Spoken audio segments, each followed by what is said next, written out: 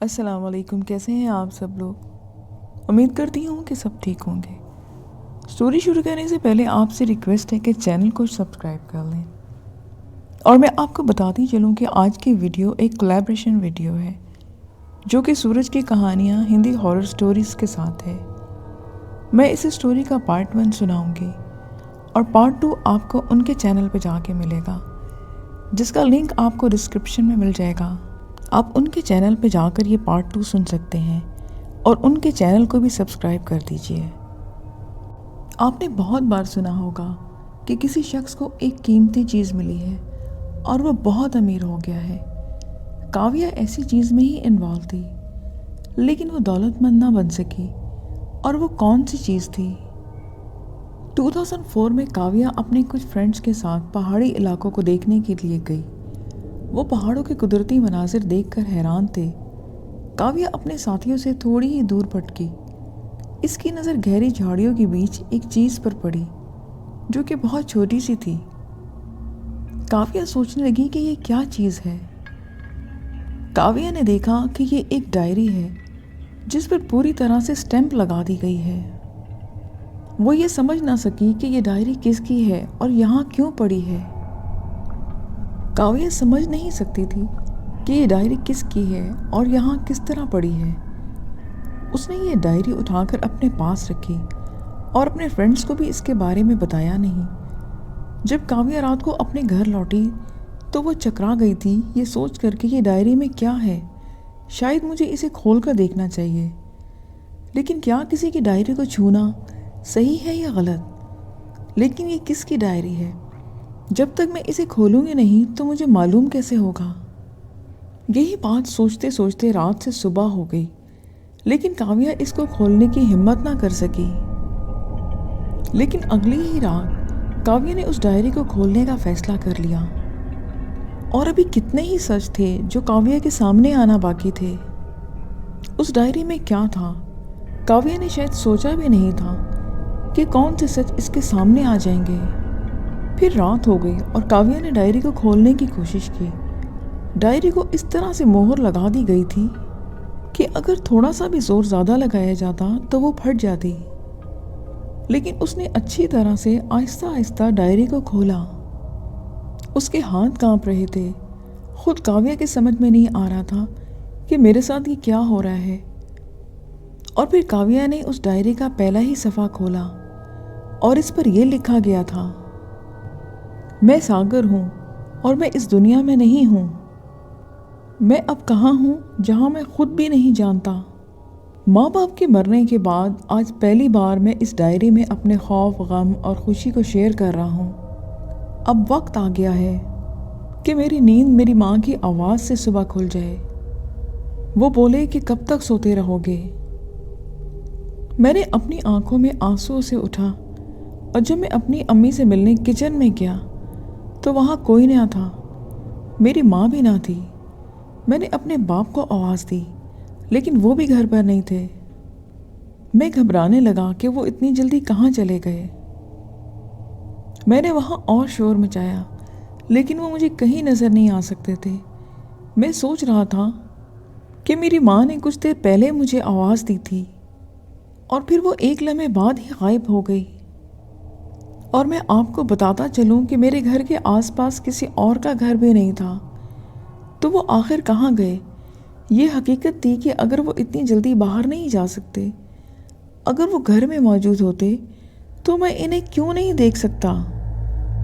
अगर मैं ये बात किसी को बताऊं तो लोग मुझ पर हंसेंगे।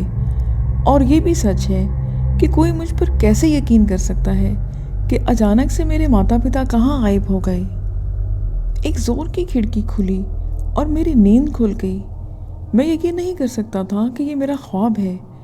मुझे इस ख्वाब से बाहर आकर बहुत खुशी हुई, क्योंकि इस ख्वाब ने मुझे बेचैन कर दिया था।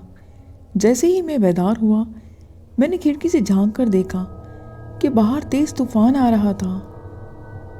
तेज़ हवा चल रही थी, सिवाय मिट्टी से बनी धूप के सिवा कुछ भी ना था। मैंने जल्दी से वो खिड़की बंद कर दी और फिर अपनी माँ से मिलने जाने लगा। लेकिन मेरे माता पिता मुझे कहीं नज़र नहीं आ रहे थे।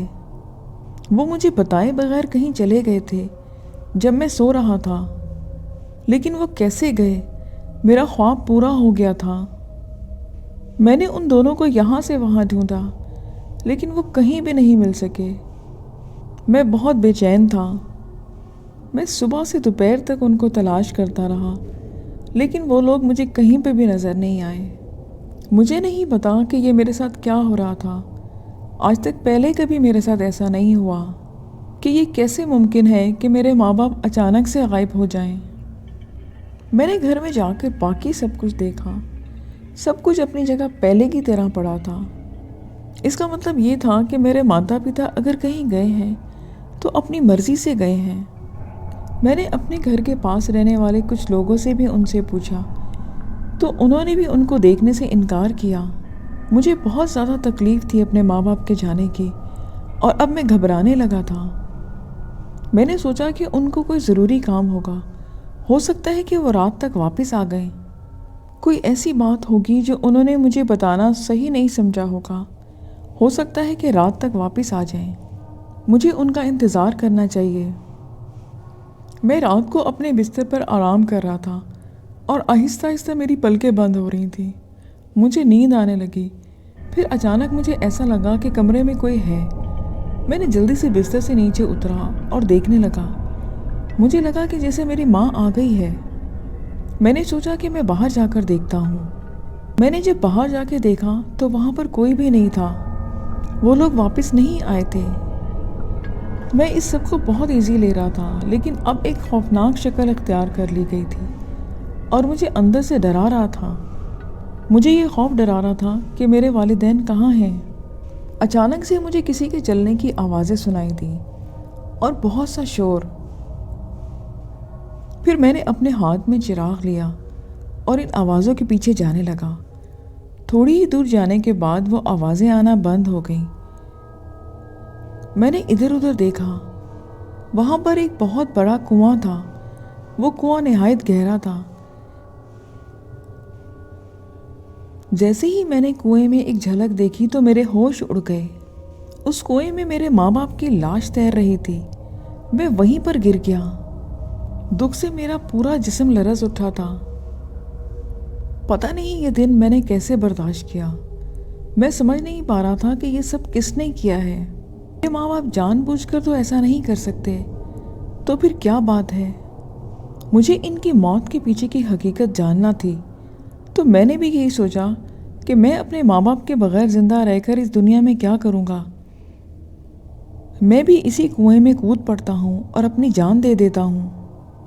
लेकिन फिर मैंने सोचा कि जब तक मैं इस कातिल को नहीं पकड़ूंगा जिसने ये सब किया है, तब तक मैं सुकून से नहीं बैठूंगा।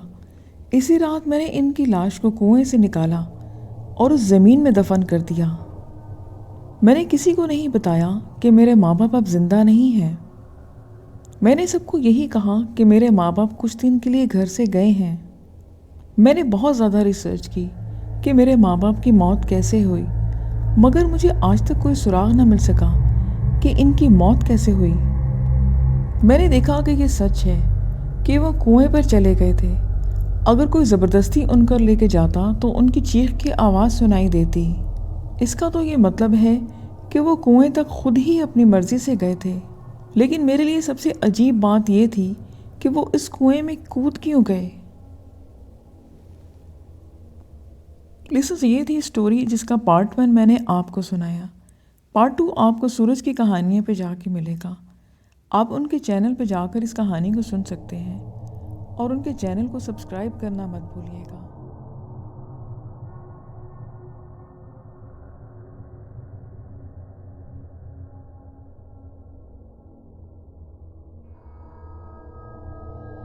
ये स्टोरी अलीज़ा खान ने रवा कैंट से सेंड की है।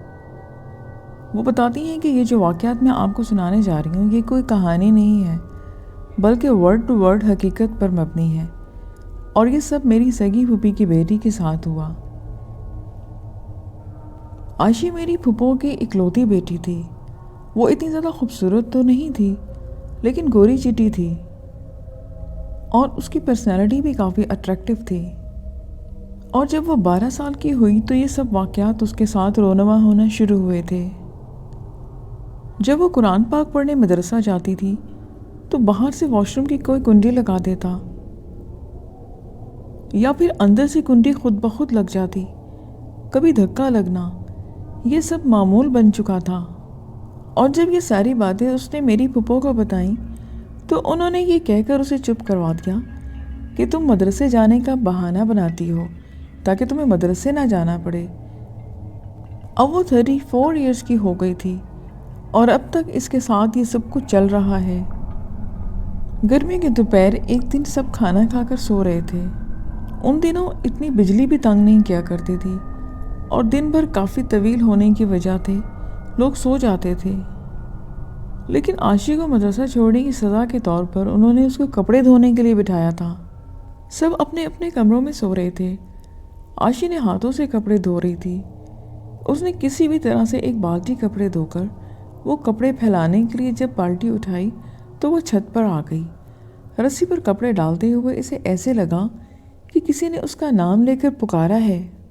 उसने इसे अपना वहम समझकर ज़्यादा ध्यान नहीं दिया और अपने काम में लगी रही।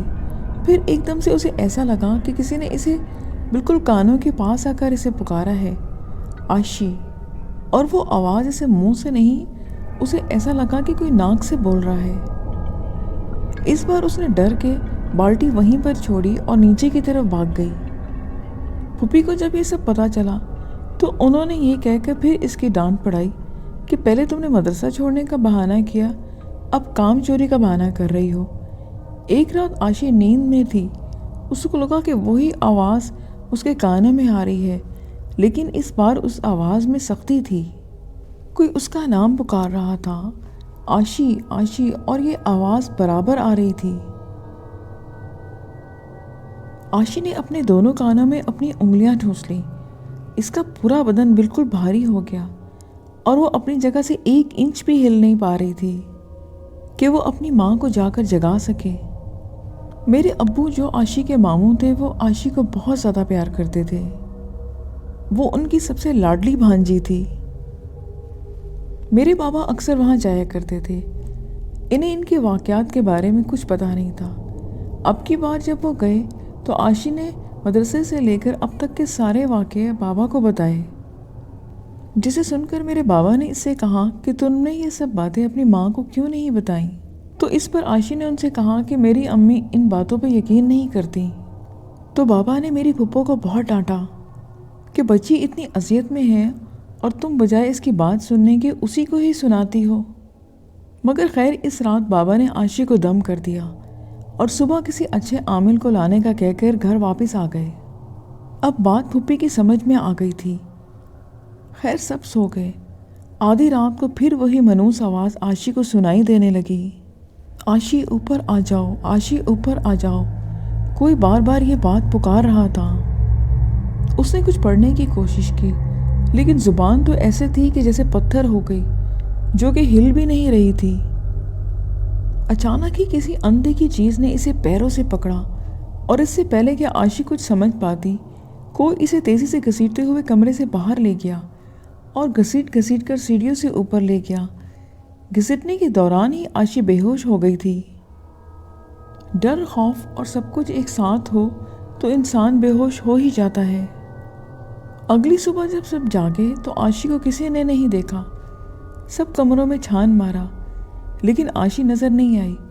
अब तो फूफी रोने लग गई और साथ साथ फूफा भी रो रहे थे। अचानक फूफा ने कहा कि ऊपर तो देखा नहीं।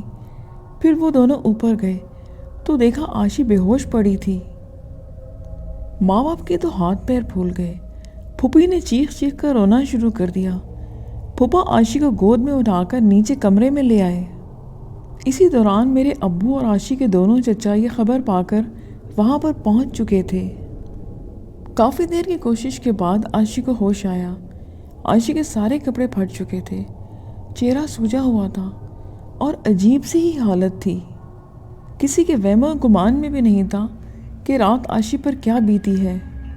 सबने यही रिजल्ट निकाला कि रात में कोई चोर उचक्का घर में आया होगा और इसने ही ये आशी की हालत बना दी है। अब मामला कुछ ऐसा हो गया था कि वो लोग ना किसी से कुछ पूछ सकते थे और ना ही बोल सकते थे, क्योंकि बात लड़की की इज्जत की थी। खैर, जब आशी कुछ बोलने के काबिल हुई तो इसने सबको अपने साथ हुआ नाकाबिले फरामोश वाक़या बताया। सभी सुनकर दंबा खुद रह गए। ये कैसे मुमकिन था? फिर आशी ने अपने जिस्म के कुछ हिस्से दिखाए जो वो दिखा सकती थी। सबने देखा तो सबके होश उड़ गए। आशी के जिस्म का कोई हिस्सा ऐसा नहीं था जो नीले रंग का ना हो। उसके जिस्म पर जगह जगह नील पड़े हुए थे कि जैसे उसे किसी ने बहुत सख्ती से मारा है। अगली सुबह एक आमिल को लाया गया जिसने आशी पर कुछ दम के भोंका। आशी एकदम से अपने होशो हवास खो बैठी थी। आमिल के कई दिनों के इलाज के बाद आशी दोबारा अपनी जिंदगी की तरफ आई। उन्होंने उसको गले में डालने के लिए एक तावीज़ दिया। उसी तावीज़ की वजह से आज आशी की ज़िंदगी में दोबारा ऐसा कोई वाक़या नहीं हुआ। लिसनर्स, ये आज की स्टोरीज़ थी जो मैंने आपको सुनाई। फिर नेक्स्ट वीडियो में मिलेंगे न्यू स्टोरीज़ के साथ। अपना बहुत ख्याल रखिएगा, दुआ में याद रखिएगा। मुझे इजाज़त दें। खुदा हाफिज़।